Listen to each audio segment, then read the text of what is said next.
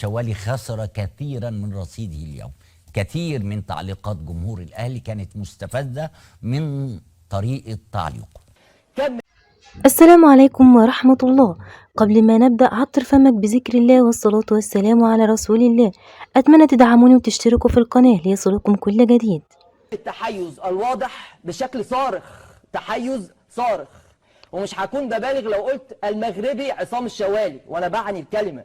النهارده كان غريب، انا صراحة اول مره يعني. اشوفه كده، اول مره. رايك يا كابتن ابراهيم؟ فعلا النهارده المفروض يعني دايما اللي بيذيع المباراه بيبقى عنده يعني بيبقى 50% و50%. اللعبه دي لازم فيها صفاره، يا ركله جزاء يا سيميوليشن حسين الشحات. الكوره دي مفيش فيها تلامس من اي نوع من المدافع، وبالتالي كان لازم يرجع بالانذار. طبعا الانذار مش هيدخل في الفار، لكن الفار بيتكلم عن ركله جزاء، فركله الجزاء مش موجوده وعشان كده الفار ما اتدخلش فيها. عصام الشوالي خسر كثيرا من رصيده اليوم. كثير من تعليقات جمهور الأهلي كانت مستفزة من طريقة تعليقه.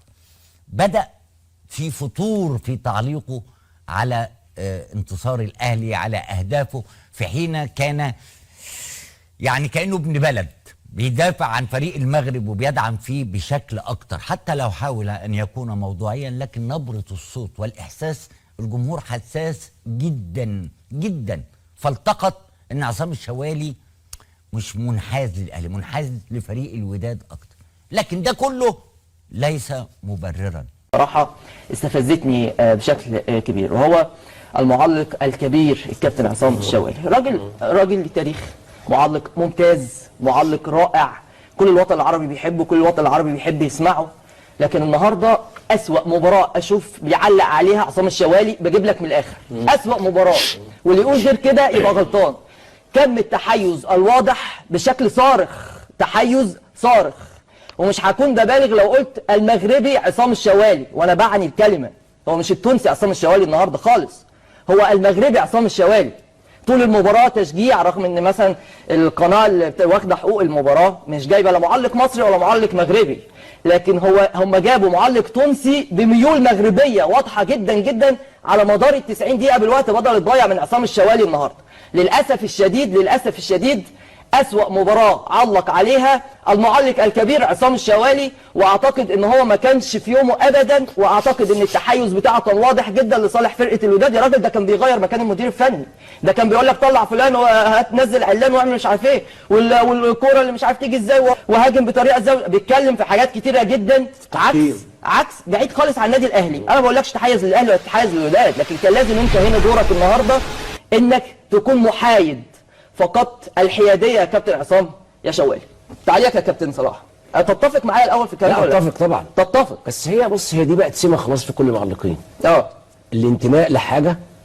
بس النهارده اختلفنا بقى، لا انتماء لده ولا ده، يعني 50% اهلي و50% وداد، اللي هو حوالي 90% وداد 10 الاهلي.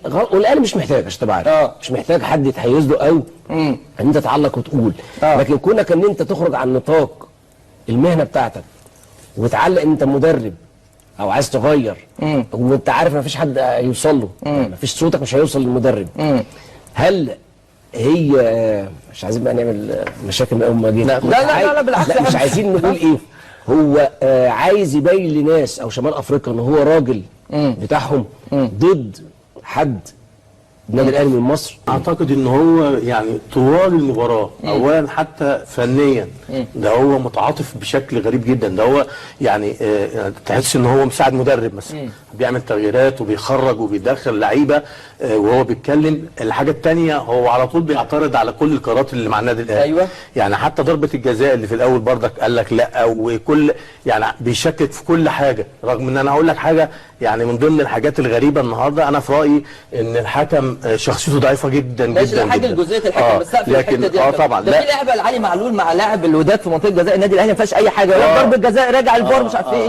لا النهارده كان غريب، انا صراحه اول مره يعني اشوفه كده، اول مره. رايك يا كابتن ابراهيم؟ فعلا النهارده المفروض يعني دايما اللي بيذيع المباراه بيبقى عنده يعني بيبقى 50% و50%. النهارده فعلا كان الموضوع ماشي اتجاه لنادي الوداد. يعني انا حتى مستغرب النهارده لان متعود عليه دايما لما باجي اتابع المباريات ما تحسش هو صح يعني ميال لمين. النهارده فعلا النهارده هو ما كانش المرمى موجود خالص، ان الرجل بتاع المدافع على الارض ما داسش على القدم، ما احتكش بالقدم.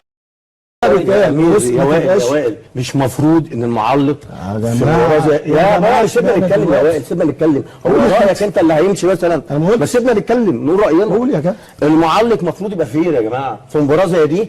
انت بتتكلم في الوداد المغربي والاهلي المصري، يعني عصام الشوال تونسي، مال هو ان يبقى بالشكل دوت؟ لا انا بصراحه هقول حاجه، هو ده بيأثر على النتيجه. هو ده بيأثر على النتيجه. هو لو تحيز